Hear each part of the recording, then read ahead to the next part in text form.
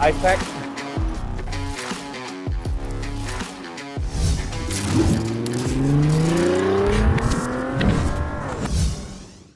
Okay, welcome back everybody. Welcome back to myself as well, because this is the first very interesting car that we have on our dyno since my trip to New Zealand.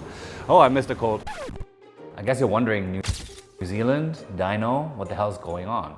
Well, let me explain it to you.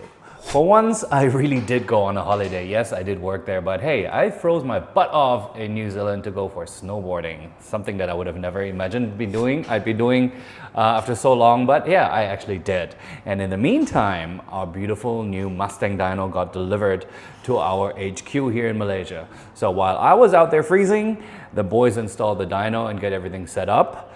And well, here we are now, and this literally takes our workshop up to the next level. So not only do we do service, repairs, alignment, you name it, we can now actually really work on dyno. So it enhances our research and development, it makes our product a lot better. All over the world, we can actually base on the data that we cull here and the developments we make here. So I'm very proud and very happy to have this here now. So, and yes, we also had the pleasure of having a 992 Porsche Carrera S on dyno as one of our first cars. It's one of my personal favorites, as you all know. And yeah, we got the chance to dyno it, and let's see how it went. So this 992 has IPE headers, downpipes, full exhaust, BMC filters. This is actually everything you need to make proper power with the stock turbos. We are going to tune the ECU and the TCU in order to actually show you how much power we can really make with this middle model.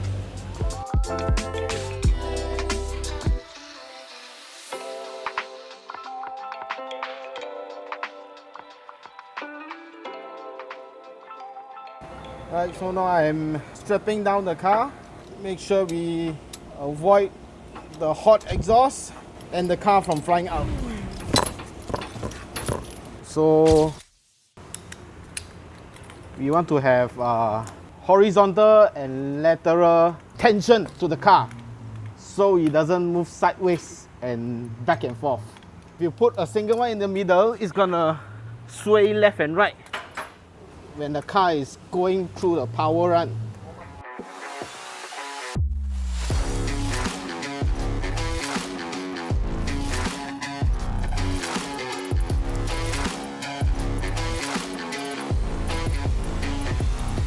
Okay, so the intricate part here, or the difficult part with the Porsches is because they have rear engines, turbo engines, so they need cooling. This 992, unlike the turbo, even though both are turbos, doesn't have the inlets on the sides of the car. So we have to blow air from the back of the car to go through the intercooler, basically in reverse fashion. We need to do that in order to keep the intake air temperatures down.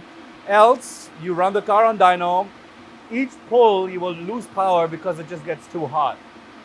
Now we're trying to fight it. Look at that. One in the front, 4 in the back. Intercooler is, oh, you put the ice packs here. Ice pack. So basically the air enters here and goes out from here. Now we do it in the reverse fashion because there's no way we can mount a fan up top. Let's hope when it gets too hot, I've seen it on Porsche Turbo, that you spray and then let's hope the plastic don't melt. Stock no need lock. Stage 2, first file. Also no need lock. You lock on the road already. And we see the power. Then we need to get to PDK. And then the fine tuning starts.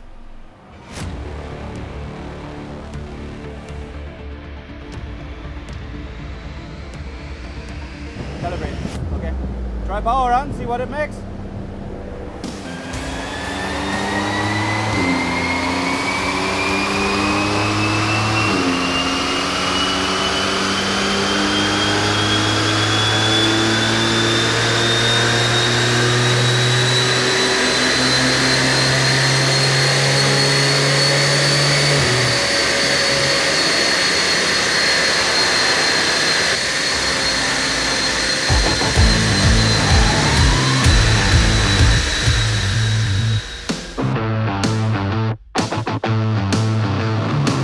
This car has now been dynoed on the baseline. Number 1, stock. Number 2, tuned without PDK. And now we have taken out the PDK control unit to tune the gearbox to allow a way better torque curve and more boost. So it's being benched over there right now. And we are about to reinstall it because we flashed it already. And yeah, let's look forward to some really nice results.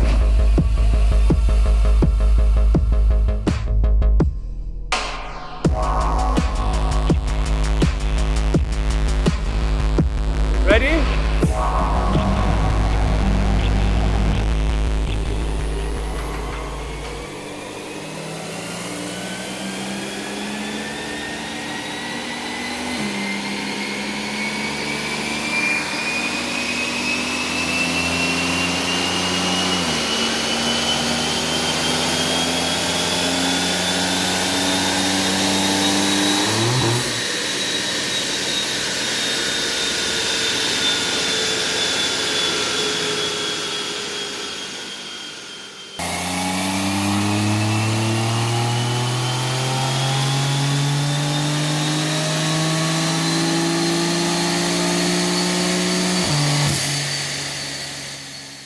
So at the end of our dyno day number 2, we have the results. We dynoed the car stock, we dynoed the car tuned with original PDK, and we dynoed it tuned with modified PDK. And the differences are whopping. The differences between a tuned car and a tuned car with PDK tune is 200 Newton meters and 20 horsepower, which is crazy if you ask me. So the PDK tune does make a lot of sense. With these modifications that the owner already had in this car, namely the full exhaust, the intake, the car was already making 480 horsepower, which is 30 horsepower more than Porsche actually claims. Pretty good gain, definitely not a slow car, but the gain of 90 horsepower, and here we go, 260 Newton meters over stock. It will make it a completely different car. And already in stock configuration, this car is bloody quick and it's super fun to drive. It is a car you can drive every day. You can drive it comfortably, slowly. You can race it. You can beat it and the car takes it. It's just one of the most complete cars of the modern day.